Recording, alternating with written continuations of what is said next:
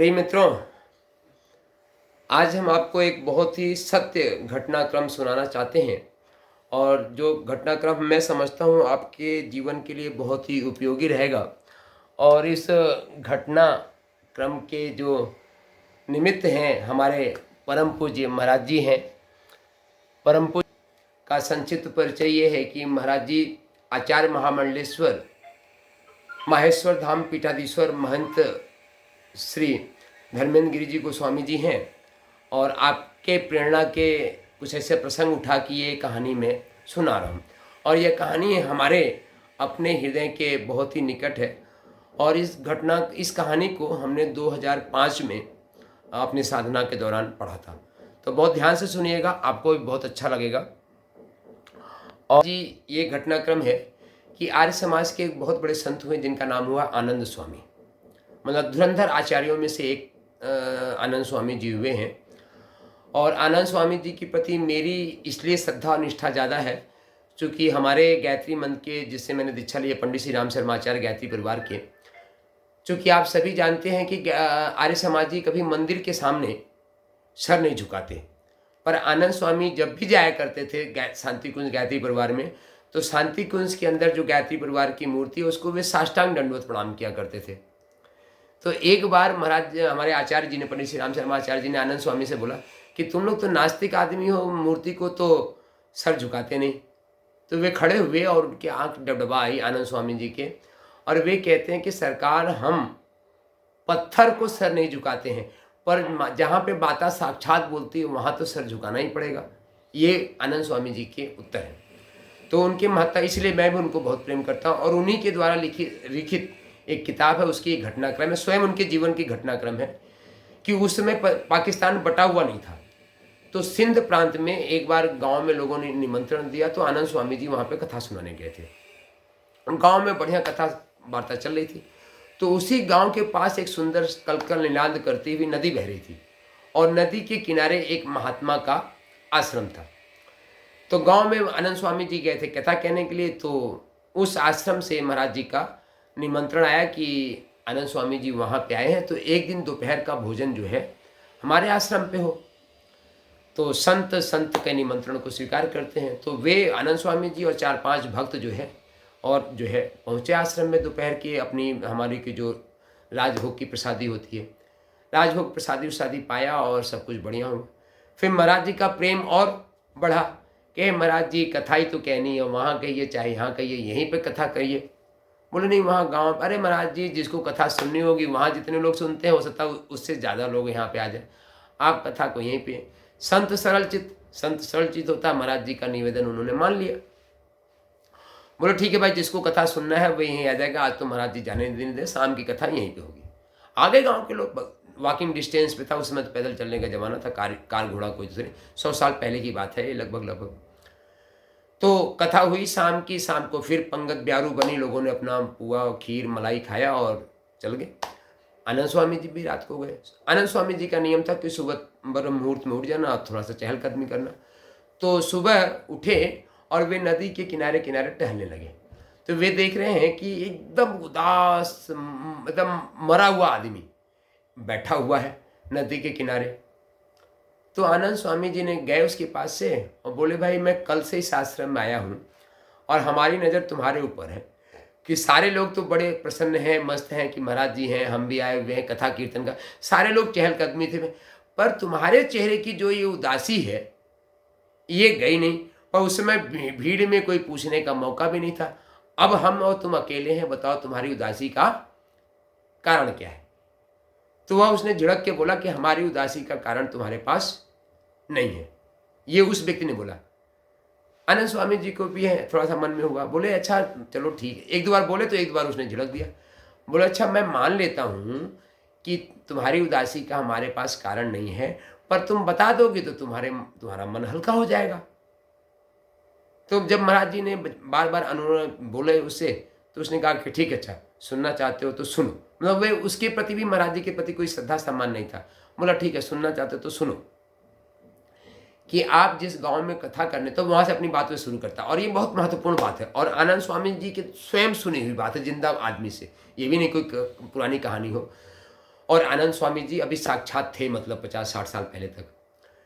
तो अब उसने कहानी शुरू किया कि सुनो, कि जिस गांव में आए हुए हो वो मेरी जन्मभूमि है, मैं कहीं बाहर का नहीं हूँ, वहीं का हूँ। और वहाँ पे मतलब हम जब बड़े हुए तैयार थे, लंगोटिया यार मतलब साथ खाना, साथ उठना, साथ बैठना, सारा कुछ साथ ही करते थे। फिर हम लोगों के मन में हुआ कि यार हम दोनों कोई व्यवसाय करें। तो यह सिंध प्रांत का छोटा सा गांव, यहाँ पे क्या व्यवसाय कर सकते हैं। तो उसने कहा कि हम दोनों लोगों ने यह निर्णय लिया कि हम लोग मुंबई चलते हैं दोनों, और मुंबई चल के वहाँ सुंदर सा व्यवसाय करेंगे। तो वे वहाँ पे व्यवसाय करने के लिए तो व्यवसाय किया, और व्यवसाय करने के बाद कुछ भगवान की कृपा हुई कि हम लोगों ने खूब पैसा कमा लिया। साल भर 2 साल में इतना पैसा कमा लिया कि मतलब हम लोगों को ये लगा कि हम पूरी ज़िंदगी इस पैसे से काट सकते हैं। भगवान की कृपा हुई। तो जब पैसे कमा लिए मुंबई में, उस समय भी ये समस्या थी कि आज भी समस्या है, वहाँ पे पैसा तो खूब हो सकता है पर वहाँ पे कोई किसी को जानता पहचानता नहीं, ये एक बड़ी समस्या है।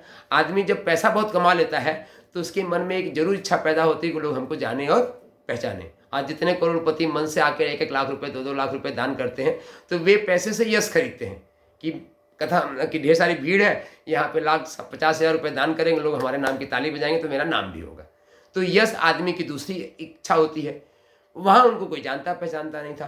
तो उसमें से एक दोस्त कहा, यार मित्र हम लोगों ने बहुत पैसा कमा लिया, अब चलते हैं गांव, कुछ खेत तो खरीद लेंगे, पैसा कुछ रख लेंगे, सोना वोना खरीद लेते हैं और पूरी ज़िंदगी अब मौज से कट जाएगी। ये वाकया पहला ऐसा है कि जहाँ दोनों दोस्तों के बीच में मतभेद पैदा हुआ। उसने बोला कोई बात नहीं मित्र, तुम्हारा घर जाने का मन कर रहा है, हम दोनों तो एक ही हैं, एक काम करो तुम घर जाओ और हमारे को यहाँ रहने दो। अभी तो हमारा धंधा तो शुरू ही हुआ, अभी तो पूरे पे हम पहुंचे नहीं, अभी तो शुरू हुआ है और शुरुआत में ही इतना पैसा कमा लिया कि लग रहा है जिंदगी बीत जाएगी। तो एक काम करो, हमारे तुम्हारे में कोई बटा तो है नहीं, तुम महीने के जो खर्चे बोलते जाओगे हम तुमको भेजते जाएंगे, और तुम्हारा जाने का मन है तो तुम जाओ। अब ऊपर से तो उसको ये बोल दिया, पर अंदर में मन लगा कि यार ये जाने की बात कर रहा है, नियम के अनुसार आधा पैसा तो इसको देना ही पड़ेगा। ये वे उसके मन में क्या आ गया, कपट। अब जब कपट पाप का मूल है, छल है ना, तो उसके मन में पाप आ गया। तो बोला कि अब इसका निदान क्या हो। तो उसका निदान सोचा कि न रहेगी बांस न बसेगी बांसुरी। तो उसको जो है उसने खाने में जहर मिला के उसको दे दिया, और खाने में जहर मिला के मित्र को दे दिया। मित्र तो राम राम नाम सत्य हो गए। और क्या किया कि पैसे की थी, बुद्धि भी वैसा काम करती, कुछ लोग सलाहकार भी मिल जाते हैं। तो और जाके हॉस्पिटल में भर्ती कर दिया था, वहाँ से एक फर्जी सर्टिफिकेट बना लाया कि इस बीमारी से इनको इसकी मौत हो गई। और फिर लाश ले जाके घर वालों को दे दिया और सब कुछ करके वापस आ गया। उसके बाद से उसके मन फिर दुख खुश नहीं रहने लगा। कुछ दिन बीता, कुछ दिन उसने धंधा पानी किया, उसको धंधे में भी नुकसान होने लगा। जब धंधे में नुकसान होने लगा तो कहा कि अभी तो इतनी पूंजी बाकी है कि हम जिंदगी काट सकते हैं, तो नुकसान सहने से बढ़िया घर पहुंच जाओ। घर पहुंचा, 10-20 बीघे और खेत खरीदा, एक सुंदर लड़की से शादी किया। शादी करने के बाद हंसी खुशी जिंदगी चलने लगी। उसके बाद उसको एक प्यारा सा लड़का हुआ। तो महाराज जी उसका भी मन नहीं लगने लगा, तो उसने करके घर गया और मतलब कि जो है बढ़िया से शादी की। शादी करने के बाद एक ना स्वाभाविक रूप से बच्चा पैदा हुआ। बच्चे को इतना प्रेम कि यदि एक झलक के लिए भी बच्चा सामने नहीं दिखे तो वे बेचैन हो जाए, वही आदमी जो अब है। और वहाँ गया, बढ़िया हो गया, बच्चा भी बड़ा हो गया, नौजवान हो गया, बच्चे की भी बढ़िया शादी कर दिया। शादी से जैसे ही बारात लौट के आई, तीसरे दिन बच्चे को टाइफाइड हो गया, बीमार हो गया। और बीमार हो गया तो पहले आसपास के वैद्य को बुलाया, इलाज कराया, पर वो बुखार जाए नहीं जाए। उसके बाद भारत के सभी देशों प्रदेशों में घूम लिया, इलाज हुआ, ठीक नहीं हुआ। पैसा तो चूंकि मुंबई से कमा लिया था। उस जमाने में वे ब्रिटेन तक गया बच्चे का इलाज कराने के लिए, और ब्रिटेन में भी सारा टेस्ट वेस्ट होके बोला भाई ये कोई बीमारी समझ में नहीं आ रही, अब तो अंतिम इलाज है, आप इसको घर ले जाओ, सेवा पूजा करो, और जब तक ठीक जिए तो जिए, नहीं तो भगवान मालिक है। उसमें सबसे बड़ा ब्रिटेन था ही आज से 100 साल पहले। वहाँ से आया, अब लिटा दिया, जो वैद्य जी की दवाई वाई चल रही है, पर प्रेम उसका पूरा, मतलब वे रात भर अपने बच्चे की चारपाई के बगल में ही पड़ा रहा है, वहीं करके सो जाए। दिन बीते गए, वह बच्चा एक दिन 3 दिन बेहोश, ना तो सांस ले रहा था ना कुछ, पर वैद्य बोलने के भी मरा नहीं है। सहसा तीसरी रात जो है उठ के बैठा और पहले धीमे से बोलता है कि मुझे पहचाना। तो प्रिय मित्रों, वह बाप अपने पिता को इतना प्रेम करता था कि चारपाई छोड़ के जा ही नहीं रहा था। सहसा एक मध्य रात्रि, जो 3 दिन से बेहोश पड़ा हुआ था, मरणासन, जिसको आज की भाषा में कोमा बोलते हैं, कोमा में पड़ा हुआ था। पर वैद्य जी ये कह रहे थे कि अभी मरा नहीं हुआ। और कोई व्यक्ति मरा नहीं, उसकी पहचान क्या होती है कि उसके मस्तक पर घी लपेट दो, और घी जम जाता है तो मर गया है, घी पिघल जाता है तो जिंदा है। ये एक बेसिक पहचान है। तो वे मरा नहीं था। उसी रात, जो 3 दिन से 4 दिन से कोमा में पड़ा हुआ बालक रात को मध्य रात में बैठता है और बैठ के बोलता है मुझे पहचाना है। वह बेटा, बाप जो है रोता, हाँ बेटा तुम मेरे बेटे हो, तुम्हारी मैया है, तुम्हारी बहू है, और ये सब कुछ रोना रोता है वे। और फिर वे बेटा बोलता है मुझे पहचाना। और जैसे जैसे ये बोले वैसे वैसे बाप एक ही रट था कि हाँ बेटा तुम मेरे बेटे हो, मैं तुम्हारा बाप हो, तुम्हारी मैया है, तुम्हारी घरवाली थी जो छोड़ के जा चुकी थी, चूँकि शादी के महीने भर बाद ही बीमार हो गया था। तो ये ऐसा रोता, और वैसे वैसे उसकी आवाज़ जो है ऊंची होती चली जाती थी। अंत में उसने एक बार जोर से बोला तुमने मुझे पहचाना। और जैसे उसने जोर से आवाज़ लगी तुमने मुझे पहचाना, तो वे साक्षात उसकी आंखें फटे रह गई। वे देखता कि हमारा दोस्त जिसको हमने जहर दे के मारा था वही सामने बैठा हुआ है। और जैसे ये देखा कि हमारा वही दोस्त जिसको हमने मुंबई में जहर दे के मारा था हमारे सामने बैठा हुआ है, और उस आदमी को चारपाई पे जो बीमार था उसने ये देख लिया कि अब इसको पहचान में आ गया, तो उसने ठाका लगा के खूब हंसा। और ठाका लगा के हंसा, कहा देखा मित्र, तुमने पैसे की लोभ में मुझे मार के आए थे ना, मैं तुम्हारा बेटा बन के आया और तुमको वहाँ पे छोड़ के जा रहा हूँ जहाँ न तो तुम अब पैसा कमा सकते हो, और आज तुम इतने कर्ज पे आ गए हो कि लोग अपने कर्ज लेने के लिए तुमको ताने मार मार के तुमको मार देंगे, और तुम मर भी नहीं सकते हो, तुम सिर्फ प्रायश्चित करोगे और जलोगे। और हमारे शास्त्रों में सबसे बड़ा दुख बताया गया है प्रायश्चित, हमारे शास्त्रों में बताया, अब तुम सिर्फ प्रायश्चित करोगे और जलोगे और मरोगे। तो वह व्यक्ति जो है अपना प्रायश्चित कर रहा था, और प्रायश्चित करते करते न तो चेहरे पे हंसी, न तो चेहरे पे मुस्कान, न तो चेहरे पे गम, और करते करते जो है उसने अपने शरीर को, अभी ताया कहाँ, अभी तो शरीर बैठा था। फिर आनंद स्वामी जी ने जो है उसको आशीर्वाद दिया, और यही आशीर्वाद दिया कि भगवान तुम्हारा भला करे। ऐसा आशीर्वाद, क्योंकि इसका कोई निदान नहीं, ऐसे कर्मों को सिर्फ प्रायश्चित करके उसका दुख भोगा जा सकता है। इस प्रकार से जो है आनंद स्वामी जी अपने पुनः हरिद्वार आ गए, हरिद्वार में रहते थे, और वह व्यक्ति अपने कर्मों का प्रायश्चित कर रहा था। तो इस कहानी को सुनने का यही एक फल मिलता है कि हर कर्मों का अपना प्रायश्चित करता था। पुराने लोग इसीलिए कुकर्म नहीं किया करते थे कि उनको इस बात पे विश्वास था। आज सारे लोग उटपटांग काम सिर्फ इसलिए करते हैं कि इन सिद्धांतों पे आज उनका पूरा पूरा विश्वास नहीं रहा।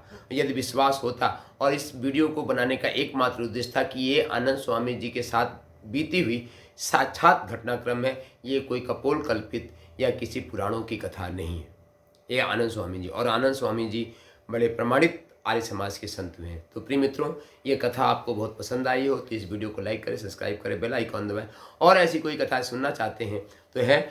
और परम पूज्य महाराज जी को भी बहुत बहुत, आप इतने मन से, इतनी शांति से आपने ये कथा हमें कहने का मौका दिया, तो परम पूज्य महाराज जी के श्री चरणों में भी नमन बंदन, और इसी प्रार्थना के साथ कि इस तरीके की सेवा आगे भी देते रहेंगे, तो हम अपने बाड़ी को शुद्ध करके निर्मल बनाते रहेंगे।